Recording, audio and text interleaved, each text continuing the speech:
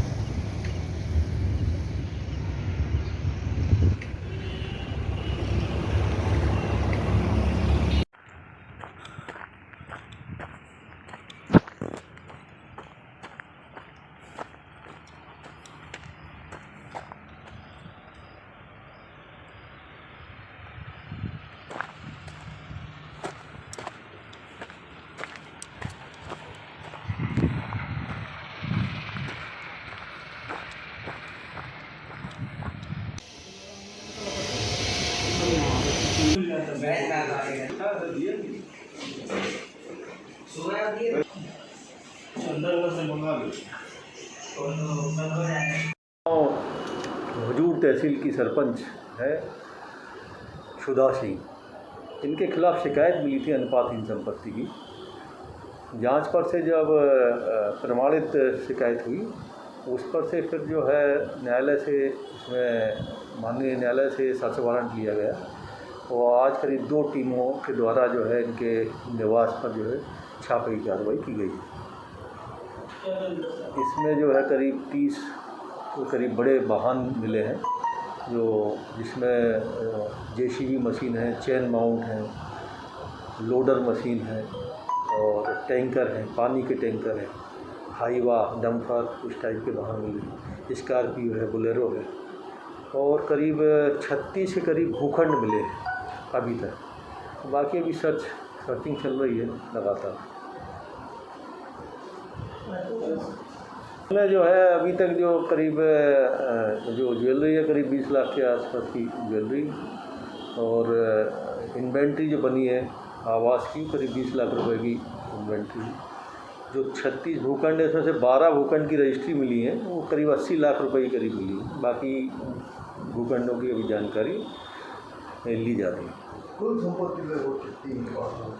संपत्ति लगभग जो है अभी तक की जो जानकारी है उसके मुताबिक करीब 11 करोड़ के ऊपर की। इनकी प्रॉपर्टी तो जो इनका बैजनाथपुर गांव के आसपास की लगी, जहाँ के मूल निवासी कोटरा गांव है शायद, और इनका जो है एक गुड़हर में निवास मकान है और एक बैजनाथपुर में मकान है। रीवा शहर के समान थाना अंतर्गत समान तिराहे में बीती रात करीब 8:30 बजे बस चालक पर अज्ञात बाइक सवार हमलावरों ने चाकुओं से हमला कर दिया। सूचना के बाद पहुंची पुलिस ने घायल चालक को गंभीर हालत में संजय गांधी अस्पताल में भर्ती कराया है। आपको बता दें कि घटना की जानकारी मिलते ही एसपी राकेश सिंह रात में ही अस्पताल पहुंचे और घायल चालक को देखने के बाद पुलिस ने चालक से बातचीत करने की कोशिश की, लेकिन वो बोलने की स्थिति में नहीं थे। फिलहाल पुलिस ने अज्ञात 2 आरोपियों के खिलाफ 307 के तहत मामला दर्ज कर आरोपियों की तलाश कर रही है। आपको बता दें रीवा जिले के मऊगंज थाना अंतर्गत पटरेहरा का रहने वाला अर्जुन पांडे जो पेशे से बस चालक है और इस समय वो रीवा में ही पोखरी टोला में रह रहा है, वो सोमवार की रात करीब 8:30 बजे सरदार वल्लभ भाई अंतरराज्यीय बस स्टैंड से अपने साथी अनिल तिवारी के साथ बाइक से घर जा रहा था। उसी समय काले रंग की बाइक में 2 अज्ञात बदमाश मौके पर पहुंचे और पीछे से चाकुओं से हमला कर दिया। जब तक अर्जुन और अनिल कुछ समझ पाते तब तक 4 से 5 चाकू लग चुके थे। अनिल अपने साथी अर्जुन को पकड़ने लगा, तभी अज्ञात हमलावर मौके से फरार हो गए। वारदात के बाद आसपास के लोगों ने घटना की सूचना डायल 100 और समान पुलिस को दी। जानकारी के बाद मौके पर पहुंची 100 डायल ने गंभीर रूप से घायल चालक को इलाज के लिए संजय गांधी अस्पताल में भर्ती कराया, जहां पर उसकी हालत गंभीर बनी हुई है। घटना की जानकारी लगते ही एसपी एडिशनल एसपी अस्पताल पहुंचे और घायल बस चालक से जानकारी लेनी चाहिए, लेकिन उसकी गंभीर हालत के चलते वो कुछ भी बोलने की स्थिति में नहीं था। फिलहाल पुलिस इस पूरे मामले की जांच कर रही है और अज्ञात 2 आरोपियों के ऊपर धारा 307 के तहत मामला दर्ज कर लिया गया है। समान थाना पुलिस ने आसपास लगे सीसीटीवी कैमरे के फुटेज खंगालते हुए आरोपियों की गिरफ्तारी के प्रयास शुरू कर दिए हैं। इन दिनों रीवा शहर में अपराधियों के अंदर पुलिस का बिल्कुल भी खौफ नहीं है। आलम यह है कि हर दिन कोई ना कोई बड़ी वारदात जरूर होती है। बीते दिन तालिबानियों की तरह चोरी के संदेही से मारपीट कर सोशल मीडिया में वीडियो वायरल होने के बाद पुलिस की खूब किरकिरी हुई थी।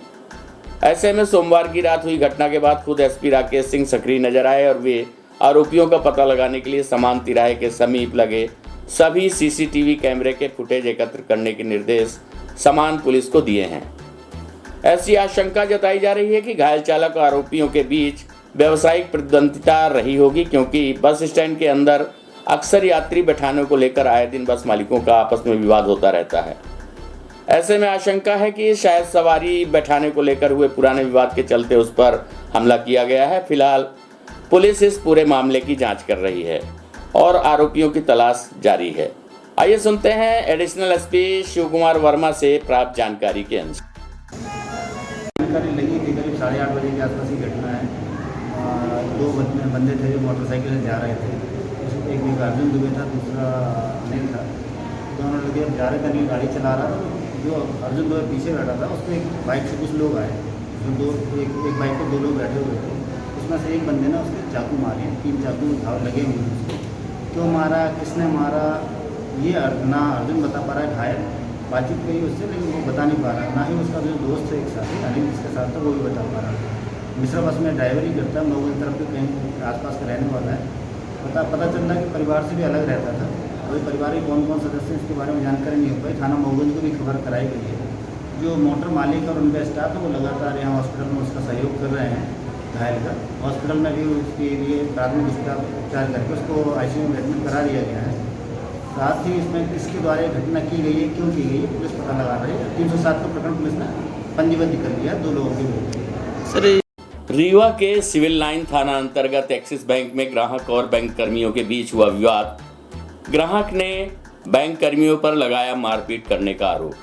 मामले की शिकायत थाने में दर्ज कराई गई है। पुलिस सीसीटीवी फुटेज के आधार पर जांच में जुटी है।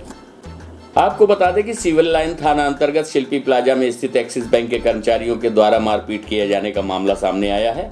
एक ग्राहक ने बैंक कर्मचारियों पर मारपीट का आरोप लगाया है और उसकी शिकायत थाने में दर्ज कराई है। दरअसल यहां पर वार्ड नंबर 9 गोविंद नगर के रहने वाले नागेंद्र सिंह का खाता इसी बैंक में है, जो रीवा से बाहर रहते हैं।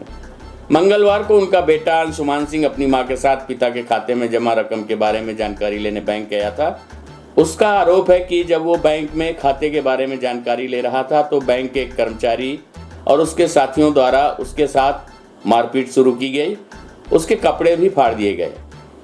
जब उनकी मां बीच बचाव करने पहुंची तो उन लोगों ने उनके साथ भी मारपीट की। उसका आरोप है कि वो कई बार छुड़ाकर बाहर भागने का प्रयास किया, लेकिन उन लोगों ने उसके साथ कई बार मारपीट की। वह किसी तरह से अपने को बचाकर बाहर निकला। वहीं इस मामले में बैंक के मैनेजर का कहना है कि कोई मारपीट नहीं की गई है, ग्राहक द्वारा कर्मचारी से बदतमीजी की गई।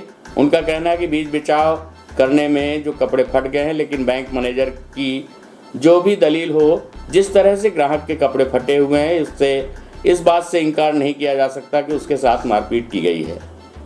इस मामले की शिकायत सिविल लाइन थाने में दर्ज कराई गई है। शिकायत के आधार पर पुलिस बैंक के सीसीटीवी फुटेज खंगाल रही है, जिसके आधार पर आगे की कार्यवाही की जाएगी। प्रस्तुत है पीड़ित एवं शाखा प्रबंधक से प्राप्त जानकारी के अनुसार। मारपीट है, बहुत बुरे तरह से मारी है सब लोग। हम न होते तो जान ले लेते हैं। क्यों मार रहे थे? ये पैसा जमा था कि बोला कि ऐसे जगह कर लिए। बस इतने में मैनेजर उठे, मारने लगे। इतने में पूरी पब्लिक उठ गई। बैंक में जितनी पब्लिक है सब उठ गई। हम बोलते भैया मत मारिए, भैया मत मारिए, भैया मत मारिए। तो यही शब्द बोल रहे हैं। इसको पकड़ रहे हैं, मैनेजर को भी पकड़ रहे हैं। भाई हमको कहीं हमारा ब्लाउज खींच रहे, कहीं कुछ कर रहे हैं, हमको लपट गए सब लोग। चैन टूट के गिर गई, पता नहीं कहाँ चली गई, नहीं मिल रही है। पूरी चूड़ी टूट गई, सब पूरी गुड़िया, पूरी खरगोटे देखते नहीं है, पूरे सब खरगोटे हैं। किनका खाता है यहाँ? जी खाता किसका है यहाँ? आपके पति का है साहब? खाता हाँ उसका भी है, पैसे का भी है। हमारा लेकिन पापा ने पूछ लेना। हमारे पापा सिलसिले में आए थे हम। उनका क्या नाम है? नागेंद्र बहादुर सिंह। क्या नाम आपको भैया? अंशुमान सिंह। ये आज आप सर यहाँ बैंक के अंदर मारपीट की गई, कौन मारा? जी एक रोहित तिवारी था, उसके साथी थे बैंक के। बैंक के कर्मचारी है? बैंक के कर्मचारी थे। कितनी मारपीट की गई? हमको लगभग 2 से 3 बार मारपीट गई। 2 से 3 बार हम बछड़ा के बाहर निकले, हमको 2 से 3 बार अंदर ले जाया गया। चौथी बार में हम जो है तो निकल पाए भाग। इसलिए मारपीट की गई? हम जानकारी, हमको पैसे के बारे में पूछताछ कर रहे थे तो भाई वो मारने लग गया। उतने में वो सिर्फ हम पूछताछ कर रहे थे भाई, उसको कुछ हम कुछ बोले नहीं। उससे कोई हमारा झगड़ा भी नहीं है पर्सनल। आपका खाता यही है? खाता मैं पिताजी का खाता है। पिताजी खाते की जानकारी लेनी है? पिताजी हाँ उसके बारे में जानकारी लेना है। पिताजी हमारे बाहर रहते हैं तो जानकारी लेना। माता जी के साथ आए थे हम। किसी को पहचानते हो आप जो मारपीट? हाँ एक को तो जानते हैं, रोहित तिवारी, जो सबसे पहले ही बैठता है, यहीं किनारे ही बैठता है। वो तो सबसे पहले आया था मारने। उसी के साथ बात ही करने आए थे हम। वही मैनेज कर रहा था अकाउंट। हाँ और क्या लोग नहीं मारे? क्या लोग नहीं मारे? कम से कम 10 से 12 लोग थे मारने वाले। उस समय कोई बचाया नहीं आपको? एक आदमी सिर्फ बचाया तो कोई नहीं। एक आदमी बस बोल रहा था कि हो गया, छुड़ा के बोल रहा था जाओ हो गया जाओ। कहाँ गए आप? यही ward number 9 Govind Nagar. Sir एक कस्टमर का आरोप है कि आप लोगों के द्वारा मारपीट की। आप केवल एक पक्ष को सुन रहे हैं, दूसरा पक्ष भी सुन लीजिए कि ऐसी कोई मारपीट नहीं हुई। पुलिस वाले आए हुए थे, उन्होंने फुटेज देख ली है, ठीक है। फुटेज के अकॉर्डिंग वो अपना निर्णय लेंगे, पुलिस भी निर्णय लेगी और एक तरफा कुछ भी नहीं होती चीज़ें। क्या बात थी कि ऐसे कस्टमर आया, कस्टमर के खाते में कुछ प्रॉब्लम थी, हमारे एग्जीक्यूटिव ने बताया उनको और वो उसी में गाली गलौज करने लग गए। तो ऐसे थोड़ी ना चलता है कोई भी चीज़। फटे हैं, महिला की चोट लगी, कहाँ से लग गई जब मारपीट नहीं हुई तो? मारपीट नहीं हुई है उनसे। अब वो क्या हुआ क्या है कि उसको बीच बचाव में वो कपड़े वो हो गए हों, बाकी और कुछ नहीं। तो उनको कहाँ चोट कहाँ लगी? कपड़े के अलावा कोई आदमी केवल कपड़े ही फाड़ेगा क्या? मारपीट करेगा तो कुछ बीच बचाव में हुआ, उनका टेबल वगैरह में फंस गया होगा। बीच बचाव विवाद ही नहीं हुआ तो बीच बचाव कैसा? विवाद हुआ ना, कस्टमर ने गाली गलौज की ना, वही तो बता रहा हूँ मैं। कस्टमर ने जी मारपीट नहीं हुई है ब्रांच में। मारपीट कौन बोल रहा है? फुटेज हमने अवेलेबल करा दिया है पुलिस को। अकॉर्डिंग पुलिस वो उसके हिसाब से वो अपनी जांच करेंगी, अपने हिसाब से वो निर्णय लेंगी। मैं प्रसून पटेल, मैं मैनेजर हूँ यहाँ। महिलाओं के द्वारा पता गया कि आपके द्वारा पता जा रहा है कि कैमरे खराब है, बंद है। कैमरे चालू हैं, हमारे पूरे चालू हैं, हमने दे दिया। जिनको फुटेज अवेलेबल जो भी हैं वो सब हमने दे दिए, ठीक है। रीवा जिले में लगातार बढ़ रही चोरी की घटनाओं को देखते हुए पुलिस के आला अधिकारियों के निर्देश पर मंगलवार को करीब 2 दर्जन कबाड़ की दुकानों में पुलिस ने दबिश देते हुए बाइकों के पार्ट सहित कई संदिग्ध गाड़ियां जब्त की हैं। जब्त की गई सामग्रियों और वाहनों को थाने में जमा कर उनकी जांच में पुलिस जुटी हुई है। आपको बता दें कि रीवा जिले में लगातार बाइक चोरी की घटनाएं बढ़ रही हैं। लगातार हो रही घटनाओं के बाद भी पुलिस के हाथ न तो चोर ही लग रहे थे और न ही बाइक चोरी का सामान। ज़्यादातर बाइकों के पार्ट्स अलग अलग कर कबाड़ दुकानों में बेचने की सूचना पुलिस को मिल रही थी, जिसके बाद पुलिस के आलाधिकारी इस पर अंकुश लगाने के लिए जिले भर में कई टीमें बनाकर करीब दर्जन भर कबाड़ दुकानों में दबिश दी, जहां पुलिस को बाइकों के पार्ट्स और कई संदिग्ध वाहन मिले हैं। पुलिस को ऐसी आशंका है कि ये सभी चोरी के हैं, जिन्हें जब्त कर संबंधित थाने ले जाया गया है और पुलिस उन वाहनों और वाहनों के पार्ट्स के बारे में कबाड़ दुकानदारों से जानकारी ले रही है। उनसे पूछा जा रहा है कि उनके पास ये कहां से आए और किसके द्वारा बेचे गए हैं। पुलिस की इस कार्रवाई से कबाड़ व्यापारियों में हड़कंप मचा हुआ है। कई दुकानदार अपनी दुकानों से गायब हो गए हैं, जिनकी पुलिस तलाश कर रही है।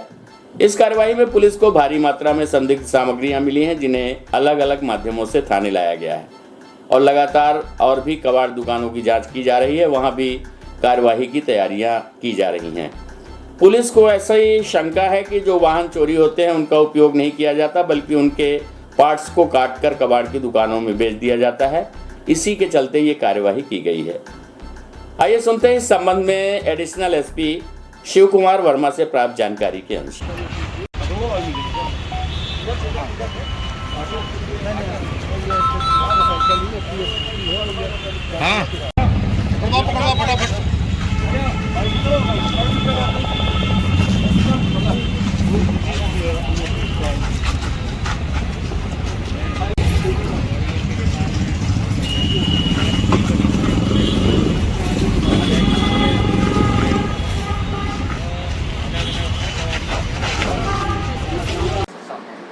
जैसा कि आप लोगों को जानकारी में है कि कुछ समय से मोटरसाइकिल चोरी और छोटी छोटी चोरियां जो शहर में हो रही थी, उसमें हमारे पुलिस अधीक्षक महोदय के द्वारा निर्देश दिए गए कि एक रेड प्लान की जाए। उसी निर्देश के पालन में आज सुबह शहर के सभी थाना प्रभारियों को, सभी राजपत्रित अधिकारियों को, साथ में आसपास के देहात क्षेत्र के थाना प्रभारियों को बल के साथ बुलाया गया।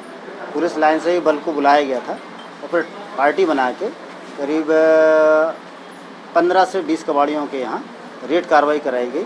उस रेड कार्रवाई में बड़ी मात्रा में चोरी की संदिग्ध संपत्ति मिली है, जिसको ट्रैक्टरों के माध्यम से, गाड़ियों के माध्यम से संबंधित थाने को तस्दीक हेतु पहुँचाया गया है। अभी इसमें लगातार तस्दीक जारी है, कितने और कबाड़ियों के यहाँ रेड होनी है, साथ में वो संपत्ति जो है वो उनके पास कहाँ से आई, किस तरह से आई और उनको वो संपत्ति किन लोगों के द्वारा बिक्री की गई है, इस संबंध में सारी तस्दीक गहराई से की जाएगी और उन लोगों के विरुद्ध वैधानिक कार्रवाई की जाएगी।